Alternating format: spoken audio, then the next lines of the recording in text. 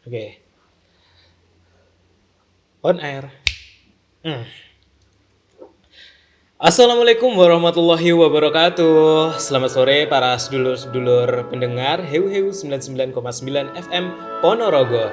Dimanapun Anda berada, mau yang pulang kerja maupun yang kerja dari rumah saja, jumpa lagi nih sama aku Lur, Septian Murtado dalam Heu News Sore yang selalu update berita terkini dari kota tercinta.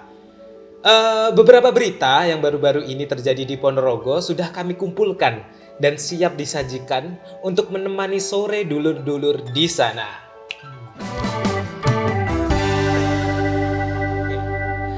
Berita pertama mengenai kelompok petani ikan nila di daerah Telaga Ngebel yang merugi hingga puluhan juta rupiah karena ikan-ikan nila hasil budidaya mereka yang siap dipanen mati secara tiba-tiba. Peristiwa matinya puluhan ton ikan nila itu terjadi sejak Senin 8 Februari 2021. Warga menduga ikan-ikan itu mati keracunan disebabkan oleh gas belerang yang keluar dari dasar Telaga Ngebel sejak Minggu 7 Februari 2021. Menurut Ketua Kelompok Budidaya Ikan Giling Yoso Ngebel, Bapak Pujo Widodo, keluarnya gas belerang dari dasar telaga sebenarnya merupakan fenomena tahunan. Namun, gas belerang biasanya tidak muncul saat musim kemarau. Maksud saya biasanya tidak muncul saat musim penghujan. Sebelum gas belerang keluar, biasanya para petani sudah mengosongkan kerambanya. Kata Pak Ujo, ternyata prediksi masyarakat tahun ini keliru. Pujo menduga gas belerang yang muncul tidak biasanya itu ada kaitannya dengan aktivitas gunung berapi di Pulau Jawa. Pujo menuturkan kerugian dari peristiwa ini tergantung dari jumlah keramba yang dimiliki masing-masing kelompok petani. Sebagian besar ikan yang mati dijadikan makanan ikan lele, sedangkan ikan yang masih bisa diselamatkan dijual murah gitu. Warga setempat sebenarnya tak hanya membudidayakan ikan nila. Mereka juga berternak ikan gurame dan ikan lele di Telaga Ngebel. Dua komoditas ikan itu mampu bertahan meski semburan gas belerang keluar dari dasar telaga. Namun, warga setempat lebih memilih budidaya ikan nila karena memang banyak permintaan dan juga harga jualnya yang tinggi. Gitu. Terus kita lanjut ke berita selanjutnya. Dari Bupati Ponorogo saat ini DRS Haji Ipong Muhlisoni yang dilaporkan ke polisi terkait kerumunan massa ratusan orang saat peresmian Pasar Legi Ponorogo tanggal 9 Februari 2021. Video kerumunan tersebut viral di media sosial yang akibatnya Ipong Muhlisoni dilaporkan ke polisi Polres Ponorogo karena dianggap melanggar protokol kesehatan.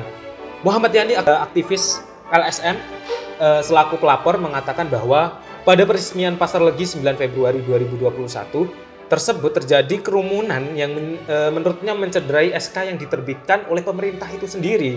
Apalagi masih akan diterapkan PPKM Mikro pada 9-22 Februari ini. Karena pemimpin merupakan contoh bagi rakyatnya, Muhammad Yani berharap pada kepolisian untuk dapat menyelesaikan permasalahan ini dengan adil. Apabila tidak terjadi penindakan pada masalah ini, maka ia akan lanjut melaporkan ke Polda, tegasnya.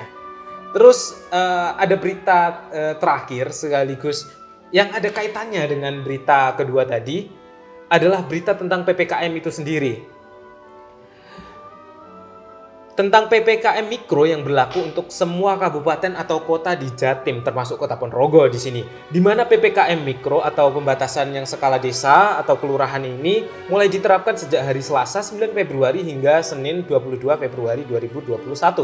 Kata Bupati Ponorogo Ipong Muhlisoni kepada wartawan saat ditemui di Pasar Legi Selasa 2 Februari 2021, tentu saat peresmian, kita akan ikut PPKM Mikro seperti perintah instruksi Menteri Dalam Negeri mulai hari ini. Ipong menjelaskan penerapan PPKM Mikro kurang lebih sama seperti saat penerapan protokol kesehatan di awal-awal pandemi COVID-19. Jadi titik fokusnya saja yang berbeda, yaitu fokus pada RT, kelurahan, dan desa gitu. Bedanya dengan PPKM kemarin, misal ada RT zona merah ditemukan 3-5 kasus, kemudian dilakukan pengawasan melekat oleh Satgas Desa. Lah, jadi lebih kepada bagaimana pengawasan orang-orang suspek atau terindikasi COVID. melaksanakan isolasi mandiri, bagaimana melaksanakan testing pemeriksaan PCR maupun rapid antigen, ujar Bapak Ipong. Disinggung soal penganggaran yang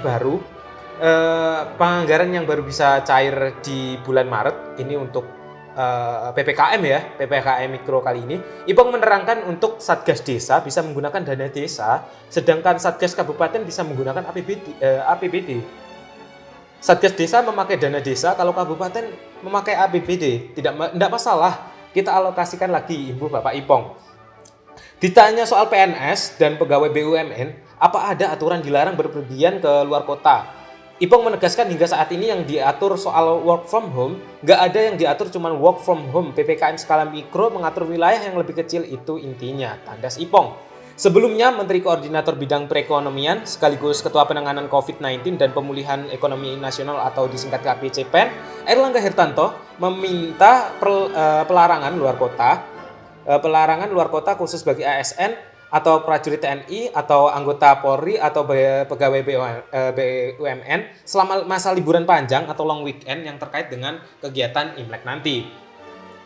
Baiklah para dulur-dulur pendengar Heu News sore sekalian, usai sudah berita-berita yang terjadi beberapa waktu ini kami bawakan.